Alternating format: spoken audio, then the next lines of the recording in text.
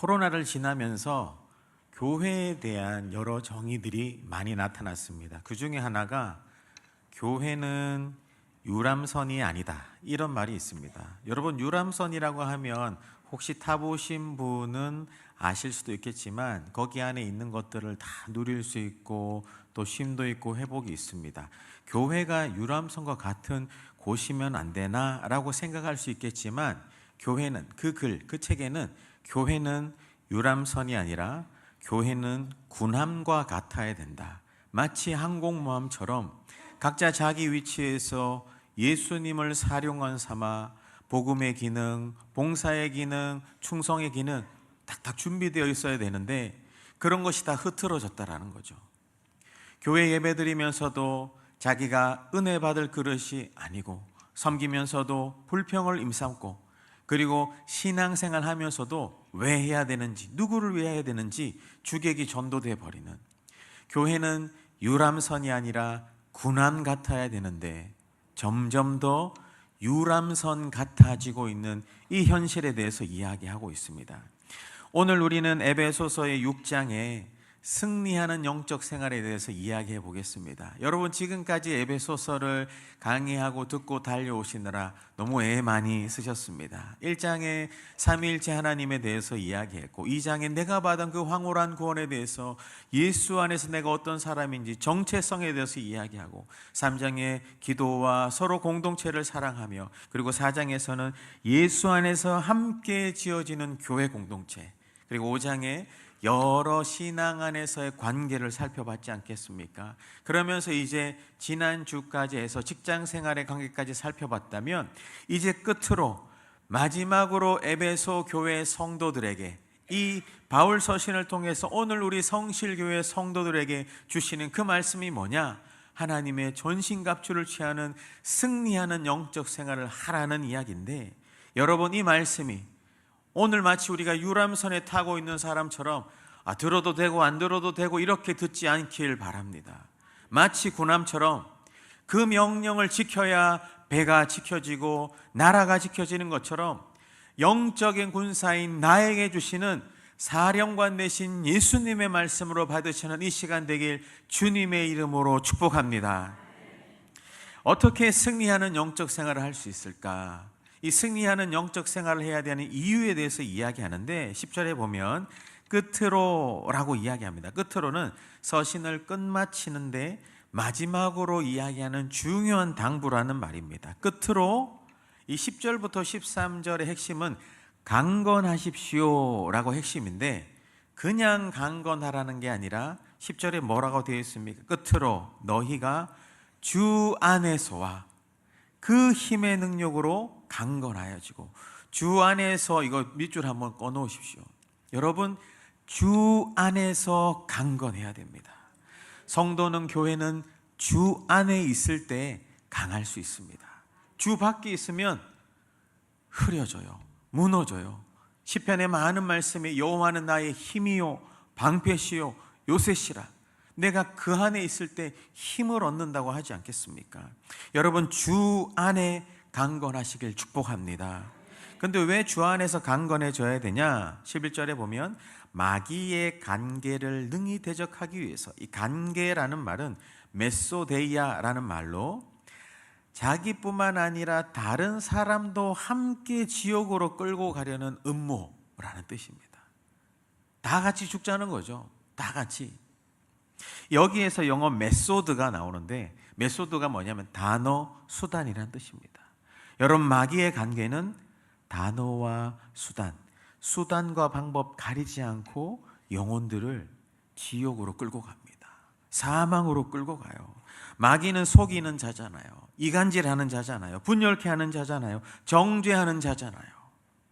그것이 우리 안에 들어와서 우리를 무너뜨리지 않기 위해서는 하나님의 전신갑주를 입어라, 주 안에서 강건하라 라고 이야기합니다. 그러면서 바울은 당시의 헬라 세계 1세기의 이해를 가지고 이 영적인 세계에 대해서 이야기하는데, 12절에 보면 우리의 씨름은 혈과 육을 상대하는 게 아니다. 씨름이라고 하는 것은 단순한 씨름을 이야기하는 게 아니라 몸을 던져서라도 이겨야 하는 사투를 이야기합니다. 그런 씨름이 있는데 이것은 혈과 육, 세번역으로 보면 인간을 적대자로 향해서 싸우는 것이 아닙니다. 여러분, 우리가 싸워야 할 대상은 서로가 아닙니다. 사람이 아니에요. 보이는 세계는 보이지 않는 영적인 세계에서 영향을 받습니다. 이게 나누고 싶은 첫 번째입니다. 여러분, 우리가 살아가는 일상과 현장은 보이지 않는 영적인 세계가 있다라는 것을 깨달아야 됩니다. 영적인 전투가 있는 것입니다. 우리가 현실에서 공기가 보이나요? 바람이 보이나요? 하지만 있는 것입니다. 믿음이 보입니까? 소망이 보입니까? 하지만 있는 겁니다. 보이지 않는 세계에서 믿음이 주 안에서 굳건히 선다면 보이는 세계에서 어떤 시험 환난이 있어도 굳건히 살아가는 겁니다. 보이지 않는 세계에서 절망이 있고 아픔이 있다라면 보이는 세계에서 그대로 절망하게 됩니다. 여러분, 보이지 않는 믿음의 세계에서 승리하셔서 보이는 세상에서도 승리하는 우리 되길 축복합니다.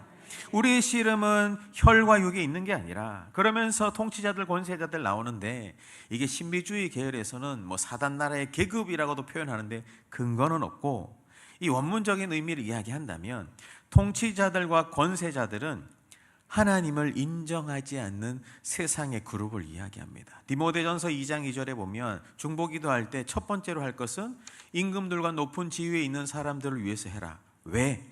그 통치자들과 권세자들, 어떤 의결기관, 정책 결정기관을 위해서 첫 번째로 기도해야 될 것은 거기에서 어떤 정책이 결정되면 국민과 사람들이 다 영향받거든요. 여러분, 지금 세금도 어떻습니까? 지금 관세도 어떻습니까? 어떤 정책이 결정되느냐에 따라서 우리의 실제 세계가 영향을 받는다고요. 그래서 사람이 자기의 생각대로, 자기의 목적대로 결정한다면 안 되는 거죠. 그리고 지도자 그룹에 더 많은 원수의 공격이 있어요. 그냥 이 자리에 서 있는 것 같지만 버티고 서 있는 겁니다. 기도로 서 있는 거예요. 그래서 여러분, 지도자 그룹, 교회 같으면 교육자, 당회, 또 이 직분을 위해서 여러분이 기도해 주셔야 되는 겁니다. 가정의 가장을 위해서, 나라의 지도자를 위해서 기도해야 되는 이유가 뭡니까? 통치자들과 권세들의 원수가 공격하거든요. 틈탈 수 있거든요. 의결기관이 무너지면 나라가 다 무너지는 겁니다. 그리고 두 번째는 어둠의 세상 주관자들. 이것은 헬라 원어로 코스모스, 이제 들에 피는 코스모스가 아니라 이게 원문적으로 우주라는 뜻이거든요. 우주에 영향을 주는 지배력들이 있다. 고대에는 별들을 보면서 자신의 운명을 개척했습니다. 현대에는 공산주의, 포스트 모더니즘, 이런 것 때문에 우리가 살아가면서 영향을 받아요. 여러분, 우리 아이들이 얼마나 이 영상 매체의 영향을 받는 줄 압니까? 독해력이 떨어지고 있습니다. 말씀을 봐도 깨닫지 못하는 세대입니다. 기도해야 되는 겁니다. 또 독해를 하고 인문학적인 요소가 교회에서도 일어나야 되는 때입니다. 요즘 중고등학교에 마약이 얼마나 들어가는 줄 아십니까? 아찔합니다, 여러분. 우리만 잘 살 수 없어요. 기도해야 되는 거죠. 이런 어둠의 세상 주관자들이 있는데 여기에 물들면 안 된다. 깨어 있어야 된다. 그리고 하늘에 있는 악의 영들, 문자적으로는 사단 나라에 속한 졸개 천사들이라는 겁니다. 이런 세상, 1세기 헬라어의 세상 가운데 이런 영적인 씨름이 있다라고 이야기하는 거죠. 원수가 한 사람을 무너뜨리는 그 과정을 보면 먼저 마음과 생각에 부정적이고 비판적이고 왜곡된 생각을 집어넣습니다. 이 마음의 생각이 감정으로, 분노로, 두려움으로, 우울로 나타나고, 그런 말을 하게 되고, 하나님은 나를 안 좋아하는 것 같고 저분은 나를 싫어하는 것 같고, 그렇게 말을 하다가 생각으로 신념으로 살아가다 보면 그게 그 사람의 삶이 되고 문화가 되어서 결국은 영적으로 사망으로 갑니다. 마음 안에 죄와 우울, 상처가 있다면 그것이 틈이 되어서 원수가 공격하는 거예요. 원수가 수치감이나 정죄감이나 아니면 어떤 남성 편력이나 폭력이나 자기 안에 있는 죄와 상처가 틈이 되어서 원수가 공격해서 결국은 하나님으로부터, 믿음으로부터 떨어지도록 다른 사람들을 향해서 비판하고 이간질하고 하나님과 사이를 멀게 하면서 결국은 공동체가 무너지는 것. 이런 원수의 공격 앞에 가만히 있을 수 있겠습니까? 보이지 않는 영적인 전투가 있다라고 바울은 이야기하고 있는 겁니다. 여러분, 눈에 보이는 세계는 보이지 않는 세계의 영향이 있는 것입니다.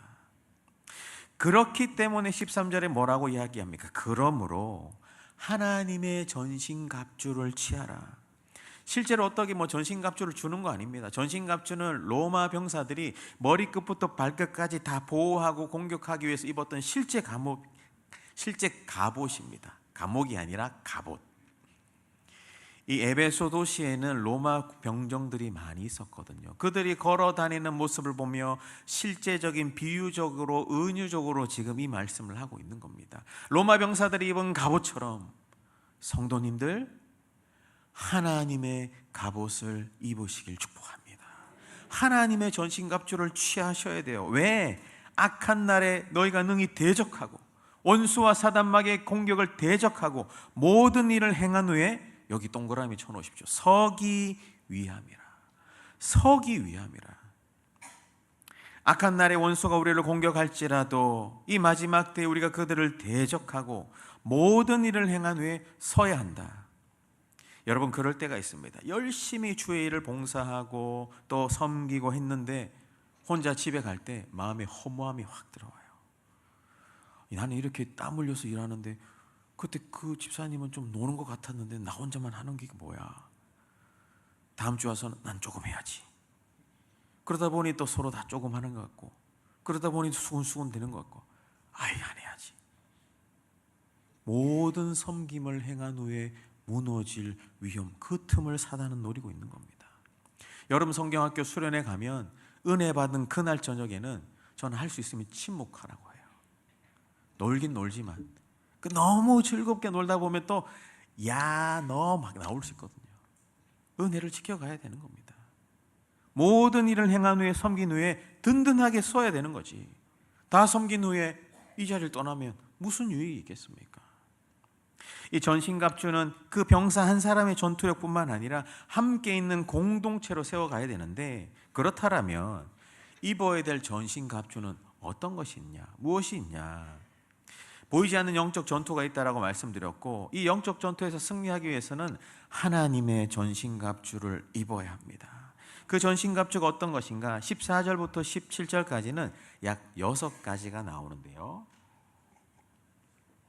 이 하나만으로도 한 주씩 깊이 살펴볼 깊은 통찰이 있지만 우린 지금 강의 설교 중이니 통으로 한번 보고 싶습니다. 그래서 간략하게 하나씩 그래도 제가 좀 설명해 드리고 싶은 것은, 먼저 진리의 허리띠가 나오는데, 진리의 허리띠 전에 14절에 뭐라고 나옵니까? 그런즉 서다가 중요하다고 했죠. 서기 위해서는 하나님의 전신갑주를 입어야 합니다. 누워서 혹시 옷 입어보신 분 있습니까? 잘 입혀 집디까? 서서 입어야 됩니다. 진리 안에 바로 서서. 먼저 쳐야 될 건 진리의 허리띠. 로마 군인들은 허리띠를 띠는데 허리에 이렇게 띠가 있고 띠 앞에 이렇게 금박으로 된 술이 있습니다. 중요한 부위를 보호하는 거죠. 허리띠의 역할이 뭡니까? 바지나 옷이 흐트러지지 않도록 딱 붙잡아주는 거. 제가 만약에 설교하는데 허리띠 안 매고 크다면 이 허리춤 붙잡고 설교해야 되지 않겠습니까? 허리띠가 없다면 인생을 걸어갈 때 무너질 수 있다는 겁니다. 딱 바르게 허리. 여러분, 허리 혹시 아파 보신 분이 있습니까? 허리 아파 보신 분은 내 안방에서 화장실까지 정말 멀었구나, 이걸 깨달을 수 있어요. 혼자 힘으로 걸어가지 못합니다.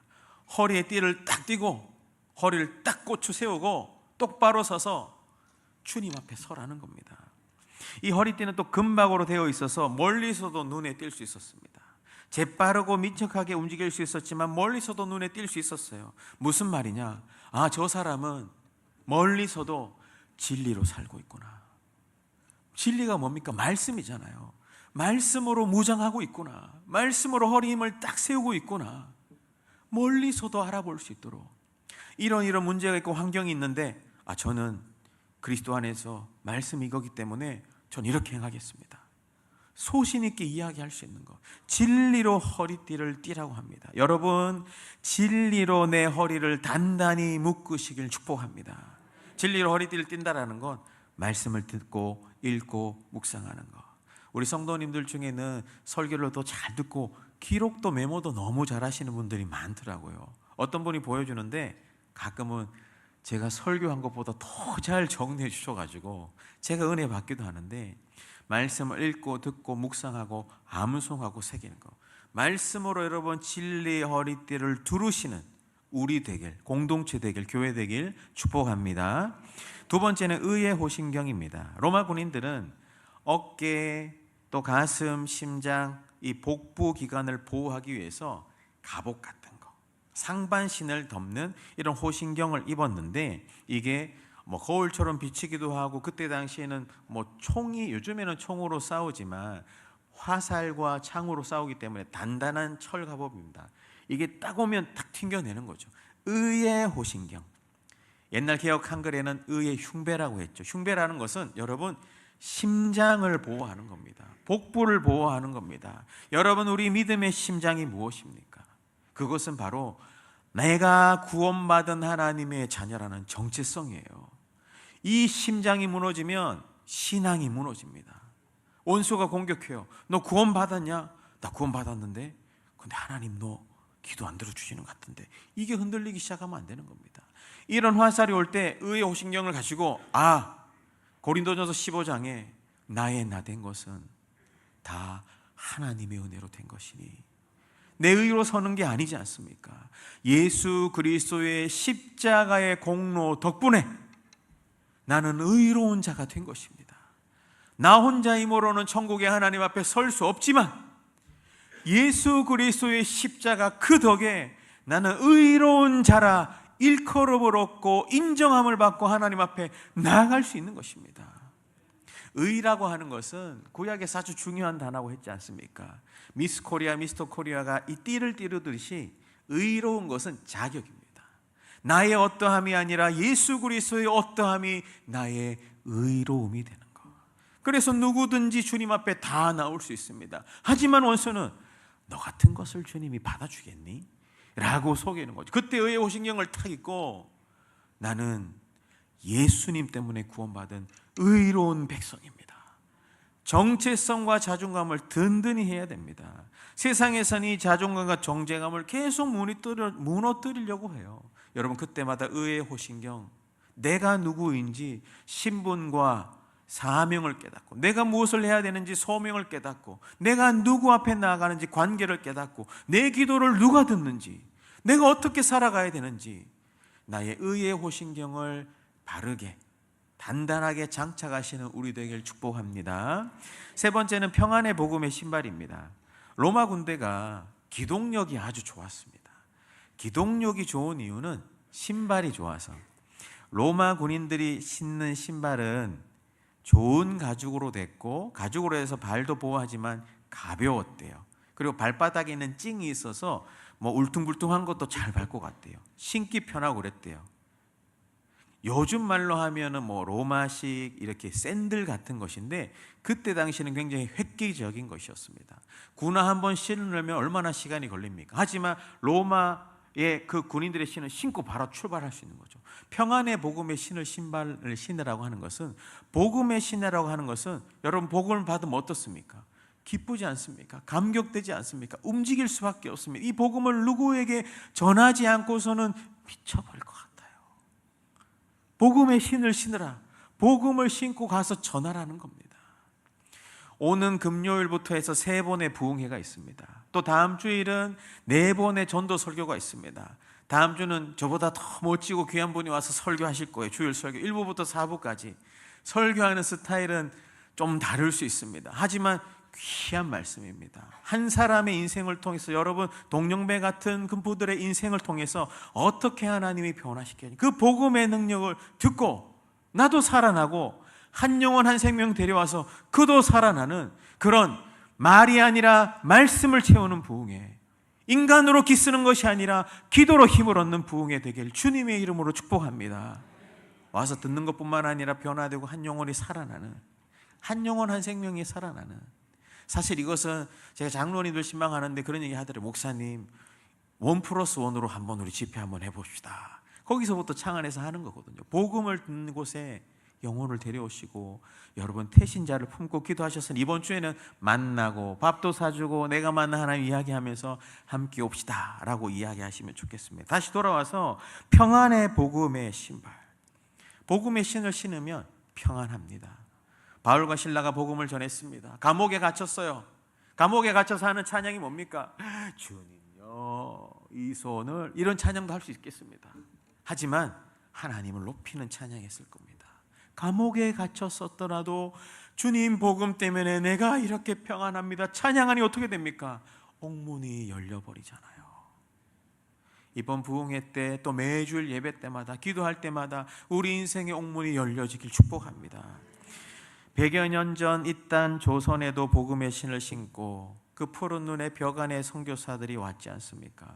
어떤 분은 배에서 내리자마자 죽었던 사람도 있고, 어떤 분은 이 자신의 머리를 자르고 상투를 틀고 우리에게 복음을 전한 분도 있고. 왜 그랬습니까? 복음의 신을 신었기 때문입니다. 여러분, 복음의 신발을 신고 계십니까? 아니면 그 예수님 앞에서 주신 복음의 신발을 여러분 신발장에만 보관하고 계십니까? 복음의 신발을 신고 복음이 필요한 곳에 달려가 예수를 전하고 데려오는 우리 되길 축복합니다. 네 번째는 믿음의 방패예요.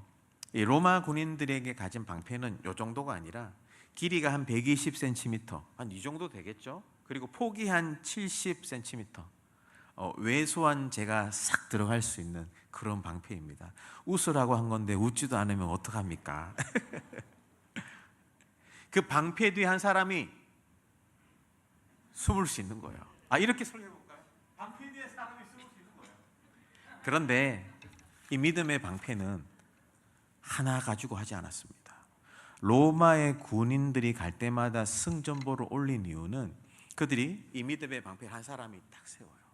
그리고 그 옆에 딱 와서 바로 붙이고, 또 그 옆에 붙이고, 저까지 갈 수는 없으니, 그리고 위에도 붙여요. 실제로 불화살을 쐈어요. 불화살을 쏘면 이렇게 있으면 뒤 옆으로 다 맞을 거 아닙니까? 그래서 쪼로롱 뚫고 뚜껑까지 다 덮어서, 그런 거 혹시 영화 본 적 없습니까? 로마 군인들이 그렇게 싸웠어요. 그리고 그 불화살에 이 방패가 타지 않기 위해서 방패에 가죽을 다 두르고 물에 적십니다. 가죽을 물에 적셔서 드는 무게가 얼마나 무겁겠습니까?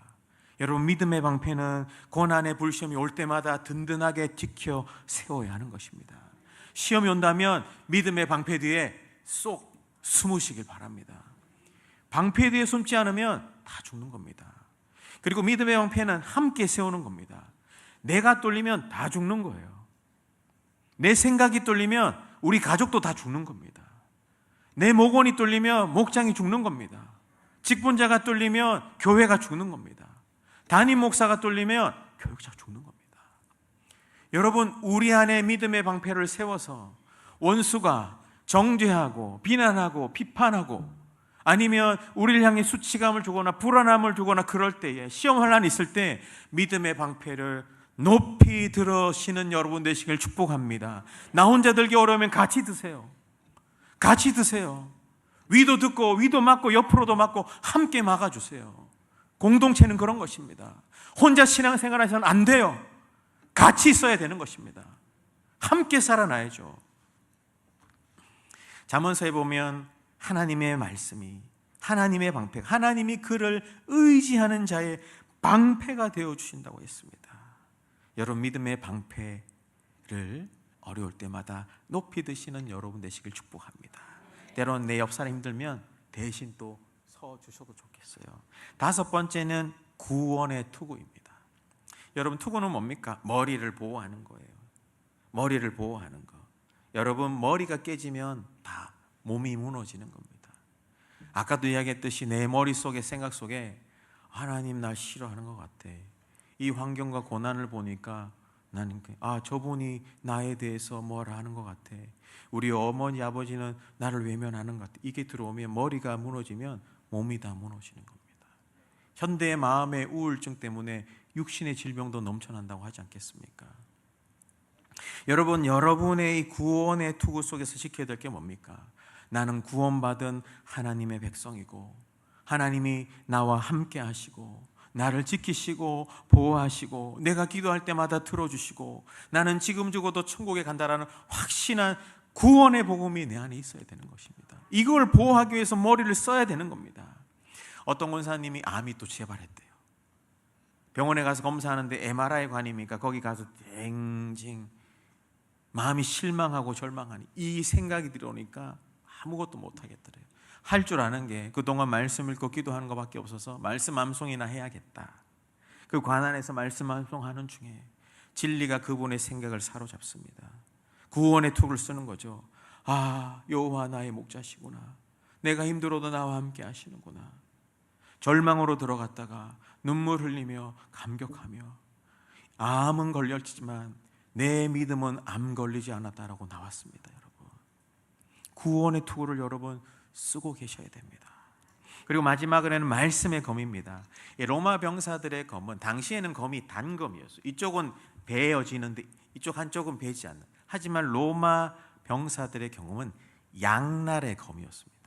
이쪽으로도 벨 수도 있고 이쪽으로도 벨 수 있는 약 5에서 70cm 정도 되는 가볍고 양날이었습니다. 여러분, 양날의 검, 말씀의 검, 성령의 검.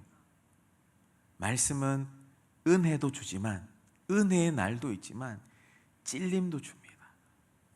이 둘 다 은혜입니다. 여러분, 둘 다 회복해서 바르게 서기 위한 겁니다. 원수가 온다면 다 잘라내야 되는 것입니다. 히브리서 4장 12절에 하나님의 말씀은 살아있고 활력이 있어 좌우의 날선 어떤 검보다도 예리하며 우리 영광과 골수질을 쪼개기까지 하나니 라고 하지 않습니까? 말씀보다 강한 무기는 없습니다. 여러분, 말씀의 검, 유일한 무기인 말씀의 검을 붙들고 있어야 됩니다. 그래서 저는 성경 읽을 때 말씀을 들고 읽자고 이야기해요. 들고 마치 검을 베듯이 내 인생이 내 앞에 있는 이 환난을 무너져라 하고 하면서 말씀으로. 중세시대에는 기도도 말씀 붙들고 했어요. 우리는 지금 현대적인 언어로 기도하지만 사실 초대교회나 이 중세교회 개혁주의의 전통 중에는 말씀 하나 붙잡고, 시간이 되면 제가 그 기도도 한번 알려드리고 싶어요. 예를 들면 여호와는 나의 목자시, 이거 하나 붙으면 여호와는 나의 목자십니다. 목자십니다. 목자는 나를 인도하십니다. 이러면서 말씀 중심으로 계속 기도를 연결해 가는 겁니다. 그게 힘이 있어요. 여러분, 내 언어로만 하지 말고 말씀을 듣고 말씀의 검으로 기도하며 시험이 와도 예수님도 시험이 올 때 말씀으로 이기셨잖아요. 신명기 말씀으로 이기신 거거든요. 여러분, 시험은 말씀으로 이겨야 됩니다. 원수가 우리를 공격하는 이유는 결국은 말씀을 까먹게 하고 잊어버리게 해서 하나님으로부터 멀어지게 하는 겁니다. 말씀을 왜곡하게 하는 거고 생각을 왜곡하게 하는 것이고, 그래서 그 사람의 마음과 감정을 모두 다 무너뜨려서 교회로부터 떠나게 하는 거예요. 거기에 속지 말아야 됩니다. 말씀의 검, 전신갑주를 입으셔야 됩니다. 그러면서 이게 다 예수님과 관련된 것인데, 그런가 하면 이제 18절 마지막에는 이제 어떤 이야기를 하면, 보통은 전신갑주로 가면 17절까지만 이야기해요. 한데 원문을 보면 18절의 이 내용도 아주 중요합니다. 하나님의 전신갑주를 입었어요. 그런 다음에 18절에 뭐라고 나옵니까? 18절 같이 읽어봅니다. 시작. 모든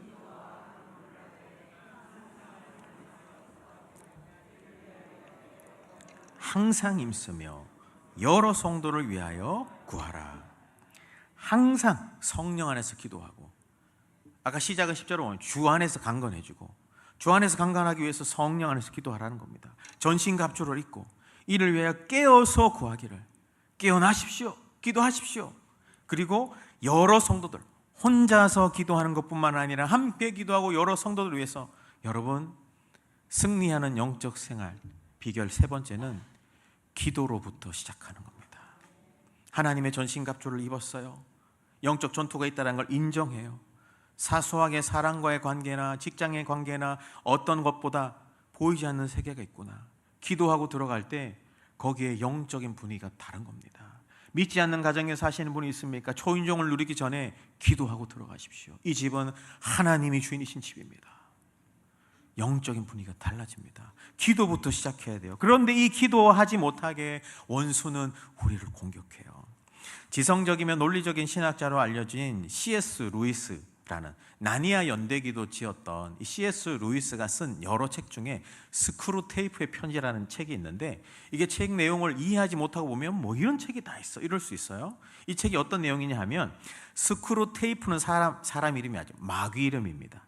삼촌 엉클 스크루테이프가 그 다음에 웜우드라는 조카 마귀에게 내가 이렇게 시험해서 성도를 넘어뜨려 봤더니 좋았더라 라는 31가지의 마귀의 전략을 편지로 써주는 것, 이거를 통찰력 있게 C.S. 루이스가 써서 인간의 죄성이 이렇구나, 우리 교회 공동체 성도를 넘어뜨리는 전략이 이런 거구나 깨닫게 해주는데, 그 중에 몇 가지만 소개한다면, 교회에 실망시켜라, 사소한 갈등을 계속 일으켜라, 그게 커지니까. 이게 지금 한 주제 한 주제마다 글이 있는데, 제가 지금 제목만 얘기한다면, 믿음을 수단으로 바꿔라, 방법으로. 그 다음에 인간이 기복이 있을 때는 쾌락을 사용하게 해라, 하나님부터 떠나게 하라는 거죠. 그리고 상처나 죄 때문에 현재를 살지 못하게 하라. 뭐 하려고 해도 옛날에 내가 그랬는데 어려운데 계속 과거에 살라고 하는 거죠. 그리고 교회 평가자가 되게 하라. 은혜 받으러 와야 되는데 평가하고 앉아 있습니다. 이거 잘못된 거잖아요. 청지기임을 망각시켜라, 믿음을 부패시켜라, 뭐 이런 거 있는데, 여러분 관심 있으면 다 한번 읽어보시고, 그 중에 27번째 챕터가 뭐냐 하면, 기도가 아무 효과가 없음을 인식시켜라. 워무드야 거짓 영성을 부추겨서 영적 기도를 한답시고 순종하는 기도를 외면하게 해라. 기도 응답을 믿지 못하게 해라. 기도라는 활동은 하지만 이 기도가 실제로 될까? 하나님 내 기도 들어줄까? 될 거라는 믿음 없게 기도해서 형식만 남으라는 거죠. 껍데기만 남으라는 거죠. 사단은 교묘합니다. 하지만 너무 지나치게 민감했어도 안 되고 무관심했어도 안 돼요. 깨닫고 알고 우리는 믿음으로 가면 되는데, 왜 이런 이야기를 하느냐? 영어 사전에 등재되어 있는 단어 중에 코리안 프레이어가 있습니다. 한국식 기도. 이 대한민국 조국 이 나라 기독교를 띄웠던 합신 기도, 외국 사람들이 한국까지 와서 배워갔던 그 기도, 우리는 오늘 그 기도라는 무기를 사용하고 계십니까? 냉장고에 넣어두고 계십니까? 안방에 보관만 하고 계십니까? 옛날에 내가 했었지 라고 이 스크루테이프의 편지처럼 속고 있습니까? 여러분, 기도는 하늘의 문을 여는 강력한 능력이 됩니다. 기도를 통해 하나님의 영적인 공급을 받고 전신갑주를 입고 이 세상 가운데 승리하며 살아가야 되지 않겠습니까? 말씀을 정리하겠습니다. 오늘 있는 이 말씀을 최대한 간략하게 시간하게 전하려고 힘썼습니다. 왜 그렇습니까? 여러분들이 다 승리하길 원합니다. 인생의 어려움이나 고난이나 아픔이 있더라도, 문제가 있더라도 좌절하지 말고 믿음에서 떠나지 말고 여러분 승리하시길 축복합니다. 주님의 마음입니다. 그 승리하라고 예수님이 십자가에 달려 죽으셨지 않습니까? 그 예수 이름으로, 성령의 능력으로, 하나님의 전신갑주로, 기도로 승리하는 모든 교우들 다 되시길 주 예수 그리스도 이름으로 축원합니다. 아멘.